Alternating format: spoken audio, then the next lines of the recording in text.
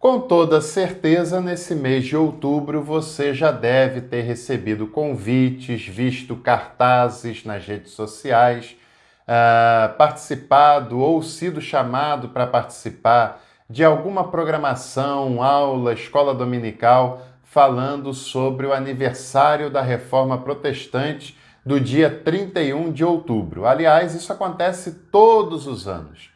Todo ano tem uma série de programações, uma série de eventos celebrando a Reforma Protestante. No restante do ano, a grande maioria das igrejas, dos pastores e até dos teólogos brasileiros se esquece completamente dos ideais representados pela Reforma, dos avanços da teologia que a Reforma proporcionou e do diálogo que ela abre a possibilidade para que façamos.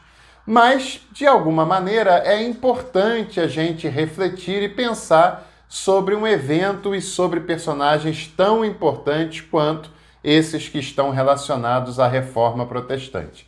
Agora, eu pergunto a você, será que nós podemos ser românticos e inocentes, como muitos são ao falar sobre a Reforma, e achar que a Reforma simplesmente foi um movimento conduzido pelo Espírito Santo que levantou Martim Lutero, um santo homem de Deus, para livrar a verdadeira igreja das garras da corrupção que havia dominado o ambiente medieval daquela época e resgatado os princípios da igreja primitiva?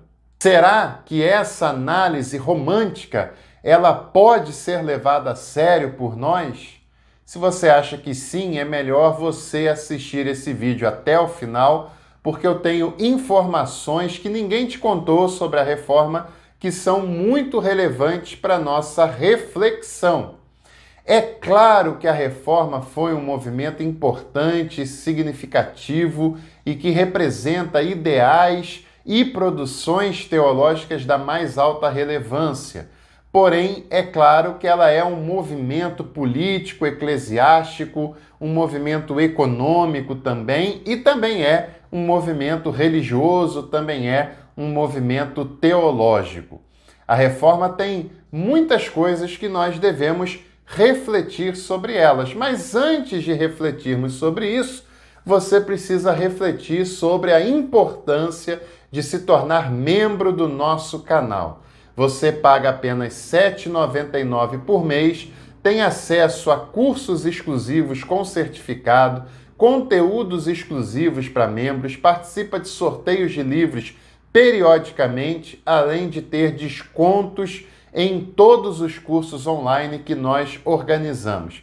E sem contar, é claro, que o membro do canal contribui e muito para o crescimento e a divulgação do nosso trabalho por aqui.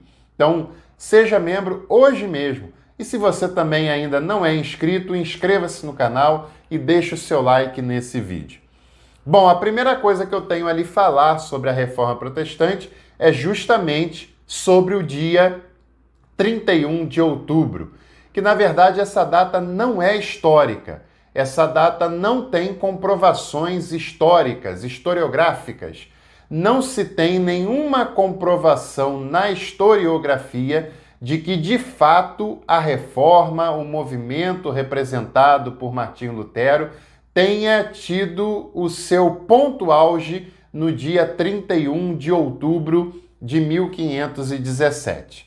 É claro que as teses produzidas por Lutero aconteceram, é claro que o movimento que ele liderou aconteceu, é claro que Martim Lutero é um personagem histórico, comprovadamente, mas a data de 31 de outubro, muito provavelmente, é uma convenção, não é um dado historiográfico.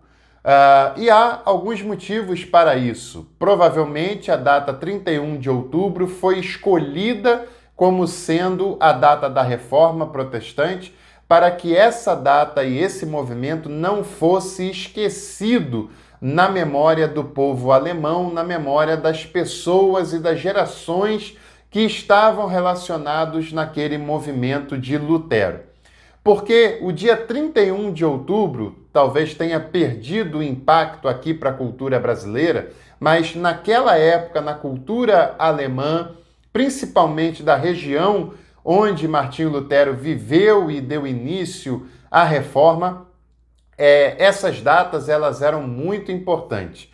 E o dia 31 de outubro estaria na sequência de outras datas religiosas altamente importantes. O dia 1º de novembro é o dia de Todos os Santos. Naquela época, naquele ambiente, se comemorava isso de um modo muito efusivo.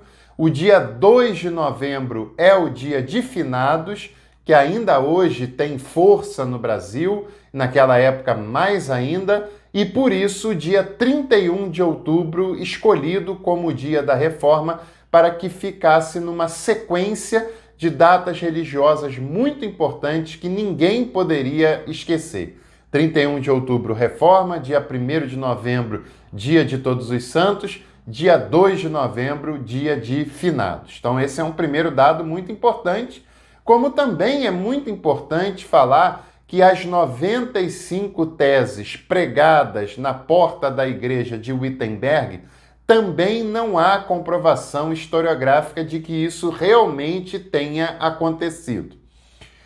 Esse é um episódio, um evento praticamente consolidado, né, nas opiniões a respeito do evento, como se de fato Lutero tenha escrito 95 teses num papel e pregado na porta da igreja, e isso gerou um burburinho enorme, e essa foi a data da Reforma Protestante. Bom, primeiro que um movimento tão grande como a Reforma não aconteceu num único dia.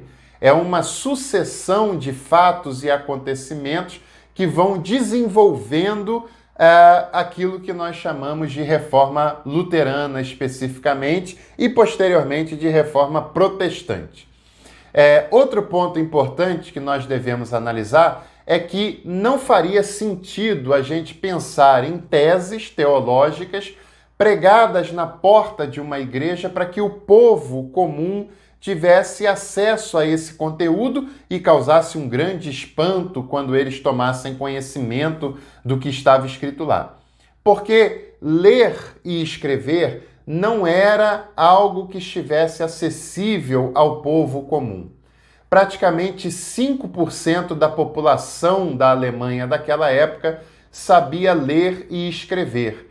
Então, colocar teses escritas na porta de uma igreja para o povo comum ter acesso não ia ter a menor diferença, o menor impacto, não faria o menor sentido, porque o povo não sabia ler, eles não tomariam ciência do conteúdo escrito naquelas teses. E o que se sabe, historiograficamente falando, sobre as teses é que elas eram mais comuns do que nós imaginamos. Lutero não escreveu apenas as 95 teses. Antes ele tinha escrito outras teses, porque era comum que os professores universitários tratassem de assuntos por meio de teses teológicas, teses que circulavam nos meios intelectuais e eclesiásticos. Nós sabemos que Martinho Lutero escreveu sim as 95 teses, mas que ele endereçou essas 95 teses não para a porta da igreja, mas para 2 bispos que lhe eram superiores, 2 bispos que estavam acima dele na hierarquia. Ou seja, Lutero tentou convencer os bispos sobre os argumentos presentes nas 95 teses, que, aliás, é um documento muito rico, muito importante, que nós devemos ler e conhecer, até para que a gente possa entender melhor a história da Reforma através das 95 teses. Também é importante a gente dizer que Martinho Lutero não quis criar uma nova igreja, não quis formar uma nova denominação, como muitos fazem hoje no Brasil e como virou algo totalmente vulgar e desenfreado aqui no Brasil, a criação de novas e novas denominações quase que diariamente. Denominações que são criadas meramente por um propósito pessoal e não por um propósito ideológico, teológico, porque a grande maioria das novas denominações não representam nenhuma novidade propriamente dita, né? mas naquela época nem passava pela cabeça de Lutero criar uma nova igreja, uma nova denominação. Lutero morreu acreditando que era católico, que apenas tinha rompido com os votos do celibato, mas achava que continuava ligado à igreja, embora depois, claro, tenha um processo de rompimento entre ele e o Papa Leão X, quando o Papa Leão manda queimar os seus livros e Lutero responde queimando a bula papal Exsurge Domini que ele tinha recebido em 1520.